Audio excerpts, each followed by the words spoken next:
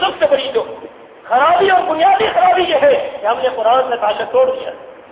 ہمارا قرآن کے ساتھ کوئی تعلق نہیں, ہمارا آج قرآن کے ساتھ کوئی معاملہ نہیں ہے. کتنے بدنصیب ہیں وہ لوگ کہ زندگیاں گزر گئی, 60 سال 70 سال کے ہو گئے, ایک مرتبہ بھی قرآن پاک انہوں نے نہیں پڑھا, قرآن کی تلاوت نہیں کی, قرآن پر عمل نہیں کیا, قرآن کا ترجمہ نہیں سیکھا, قرآن کے سیکھنے کے بارے میں طلب پیدا نہیں ہوئی. یہ کس قدر افسوسناک بات ہے. نافذ کر دینا تو اگلا معاملہ ہے, عمل کر لینا تو اگلا معاملہ ہے. پہلے بندہ پڑھے تو صحیح, پڑھے گا تو عمل کی توفیق ہوگی. ان الذین یتلون کتاب اللہ, وہ لوگ جو اللہ کی کتاب کو پڑھتے ہیں, نماز ادا کرتے ہیں, نماز پڑھتے ہیں, زکات ادا کرتے ہیں. اور اللہ نے فرمایا کہ یرجون تجارۃ لن تبور, یہ ایسے لوگ ہیں ایسی تجارت کر رہے ہیں جس میں کوئی گھاٹا نہیں. یہ جو اتنا بہترین سودا ہے قرآن کی تلاوت کرنی, قرآن پر عمل کرنا اور قرآن کے مطابق زندگی گزارنی, تجارت لن تبور, ایسی تجارت ہے جس کے اندر کوئی گھاٹا نہیں, جس کے اندر فائدہ ہی فائدہ, جس کے اندر ہر حال میں فائدہ.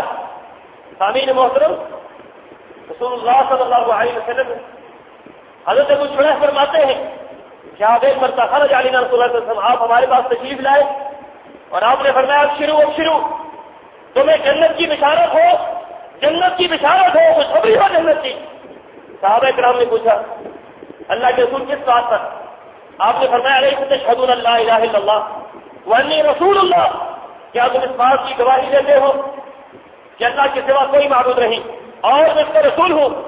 قالوا نعم, ہاں اللہ کے رسول ہم اس بات کی گواہی دیتے ہیں. قال فإن هذا القرآن سبب ضربه بيد الله, فرمایا کہ ایک بات یاد رکھو, ایک بات یاد رکھو کہ قرآن اللہ کی کتاب ہے اور اس کے دو کنارے ہیں. ضربه بيد طرف الله, اللہ اس کا ایک کنارہ اللہ کے ہاتھ میں ہے, قرآن پاک کا ایک کنارہ اللہ کے ہاتھ میں ہے. وضربه بأيديكم, اور دوسرا کنارہ اللہ نے تمہارے لیے چھوڑا ہے کہ تم اس کو پکڑ لو, دوسرا کنارہ تمہارے ہاتھوں میں ہے. فتمسكوا به فإنكم لن تضلوا ولن تمسكوا بعد, فرمایا کہ تم اس کو پکڑ لو. اللہ نے جو کنارہ تمہاری طرف لٹکا رکھا ہے, تمہاری طرف جو کنارہ موجود ہے, اس کو پکڑ لو اور مضبوطی کے ساتھ پکڑ لو. لن تضلوا, جب تک اس کو پکڑے رکھو گے کائنات کی کوئی طاقت تمہیں گمراہ نہیں کر سکتی, کائنات کی کوئی طاقت تمہیں پریشان نہیں کر سکتی, کائنات کی کوئی طاقت تمہیں اطلاع اور ضائع کی اطلاع نہیں کر سکتی. ایک کنارہ اللہ نے اپنے ہاتھ میں رکھا اور ہم نے کنارہ چھوڑ دیا. اللہ نے کنارہ پکڑا ہوا ہے, آپ اور ہم ایسے ہیں کہ ہم نے اس کنارے کی قدر نہیں.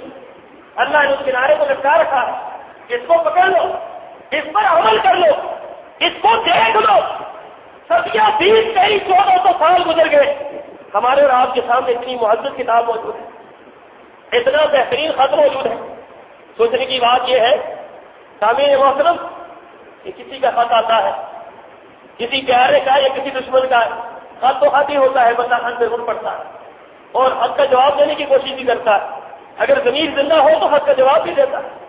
لیکن کتنی افسوسناک بات یہ ہے, اللہ کی عظیم کتاب ہمارے پاس آئی اور کتنا سال گزر گئے, کتنی صدیاں گزر گئی. تھوڑے صدیوں کو ہم اپنی بات کرتے ہیں کہ ہمارے درمیان جو موجود ہے, ہماری کتنی زندگی گزر گئی, کتنا عرصہ بیت گیا, کتنی سال گزر گئے, 20 سال 30 سال 40 سال زندگی کے ہم نے گزار لی. اگر ہم نے قرآن کو پڑھا نہیں, قرآن کو سمجھا نہیں, قرآن پر عمل نہیں کیا ہے تو گویا ہم اللہ تعالیٰ کے ساتھ بہت بڑی بے وفائی کا ارتکاب کر رہے ہیں. رسول اللہ صلی اللہ علیہ وسلم کی حدیث ہے, آپ نے فرمایا نجات کا دار و مدار, اگر آپ کو موضوع ذہن میں ہو تو بات سمجھ آ جائے گی کہ نجات کا دار و مدار اس پر ہے.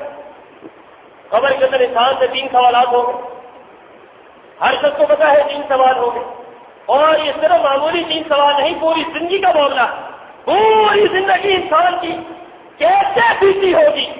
من ربوں کا تمہارا رب کون ہے, ماں دینوں کا تمہارا دین کیا ہے, من نبیوں کا تمہارا نبی کون ہے.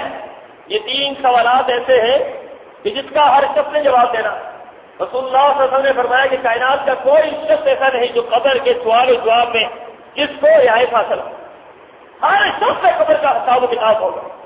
قبر کے اندر جاتے ہی دو خوفناک حالتوں میں، بڑے بڑے سینگ، بڑے بڑے دانت، خوفناک شکلیں، گھرجار آواز، سیاہ چہرے، قبر کے اندر آ کر بیٹھیں گے، اس سے سوال کریں مر رب کا، تیرا رب کون ہے؟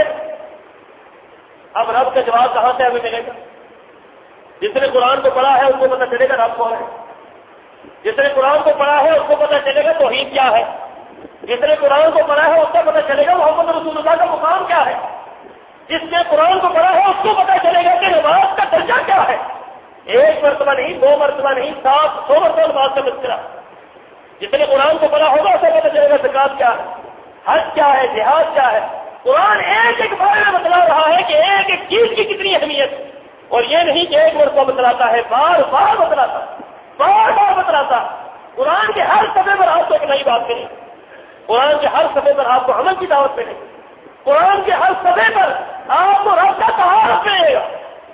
دنیا کی جتنی مرضی ہے کتابیں پڑھ لیں، آپ کو اللہ کا تعارف حاصل نہیں ہو سکتا۔ قرآن پاک پڑھے آپ کو پتہ چل جائے گا اللہ کون، من رب سے تمہارا رب کون ہے۔